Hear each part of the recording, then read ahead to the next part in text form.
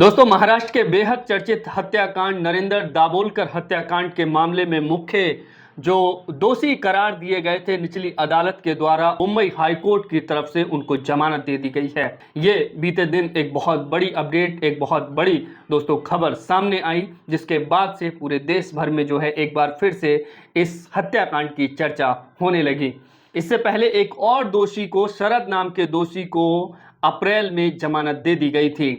तो इस तरीके से दोस्तों एक बार फिर से इस हत्याकांड की चर्चा हो रही है। दरअसल अगस्त 2013 में पुणे में ओंकारेश्वर इलाके में जब दाभोलकर मॉर्निंग वॉक पर घूम रहे थे, उसी वक्त उन पर बाइक सवार हमलावरों ने हमला किया था, गोली मार दी थी और उनकी मौत हो गई थी, जिसके आरोप हिंदूवादी संगठन, हिंदूवादी लोगों पर लगे थे। इसमें 5 लोग जो है वो गिरफ्तार हुए थे, जिनमें 3 को निचली अदालत ने जो है बरी कर दिया था, लेकिन 2 जो थे मुख्य आरोपी उनको उम्र कैद की सजा सुनाई थी। उनमें से अब दोनों को मुंबई हाई कोर्ट ने जमानत दे दी है। एक को पहले जमानत दे दी थी और एक को अब यानी कि 18 अगस्त को सचिन नाम के एक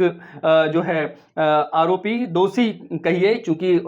निचली अदालत ने उसे दोषी करार दिया था, उसको जमानत दे दी है। और एक बार फिर से इस घटना को लेकर के सवाल खड़े हो रहे हैं कि आखिर किस तरीके से एक इतने बड़े बुद्धिजीवी, इतने बड़े शख्सियत की हत्या के बाद जो है उनके जो दोषी थे उनको जमानत दे दी गई है। तो इसमें कहीं ना कहीं एक बड़ा सवाल ये खड़ा हो रहा है कि जो जांच एजेंसियां हैं कि क्या वो पुख्ता सबूत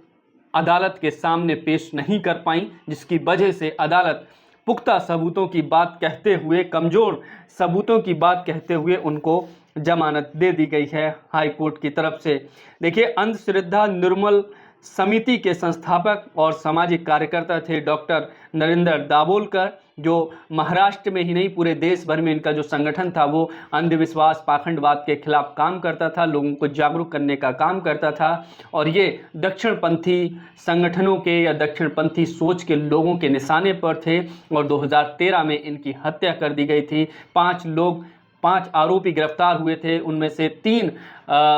आरोपियों को निचली अदालत ने रिहा कर दिया था और अब 2 आरोपियों को जो है फिर जिनको दोषी करार दिया गया था निचली अदालत से, उनको अब मुंबई हाई कोर्ट ने जमानत दे दी गई है। ये एक बहुत बड़ी खबर है दोस्तों कि किस तरीके से दोस्तों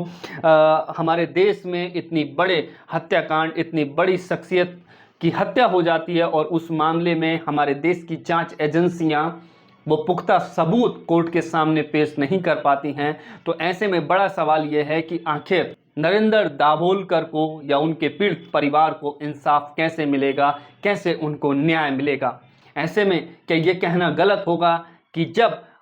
जांच एजेंसियां, अदालतें जब इस तरह के फैसले देती हैं तो जो क्रिमिनल माइंड के लोग हैं, जो हत्यारे हैं, उनको और ज़्यादा उनको आत्मबल मिलता है, मानसिक बल मिलता है उनको। इससे पहले मैंने आपको बताया था, खबर हमने अपने बहुजन फ्रंटलाइन चैनल पर डाली थी कि राजस्थान के ढांगाबास में 2015 में जो घटना घटी थी, जिसमें 5 एससी कम्युनिटी के लोगों को मार दिया गया था, उस मामले में हाल ही में कोर्ट के द्वारा फैसला आता है और SC/ST कोर्ट के द्वारा 40 आरोपियों को बरी कर दिया गया। ये एक अपने आप में बहुत बड़ी बात है दोस्तों कि एक परिवार जो है वो पूरा उजड़ गया एक तरीके से और उस मामले के 40 आरोपी जिन पर उनकी हत्या के आरोप थे उनको बरी कर दिया मजबूत साक्ष्यों की अभाव में। तो ये कहीं ना कहीं हमारे देश की जांच एजेंसियों पर सवाल खड़े होते हैं कि आखिर वो किस तरीके से जांच करती हैं, अदालतों के सामने किस तरीके से एविडेंस रख पाती हैं जो इतने बड़े बड़े चर्चित हत्याकांड होते हैं और उन मामले में भी दोषियों को जमानत मिलती है या बरी हो जाते हैं। तो ऐसे में न्याय का सवाल जो है वो बड़ा ही गंभीर सवाल बन जाता है दोस्तों। फिलहाल दोस्तों इस खबर में सिर्फ इतना ही। आप लोगों की क्या राय है कमेंट करके जरूर बताएं। अगर आपको हमारी खबरें, जमीनी रिपोर्ट और विश्लेषण पसंद आते हैं तो अभी बहुजन फ्रंटलाइन को सब्सक्राइब करें, वीडियो को लाइक करें, अपनी राय कमेंट में लिखें और इसे ज्यादा से ज्यादा लोगों तक शेयर करें।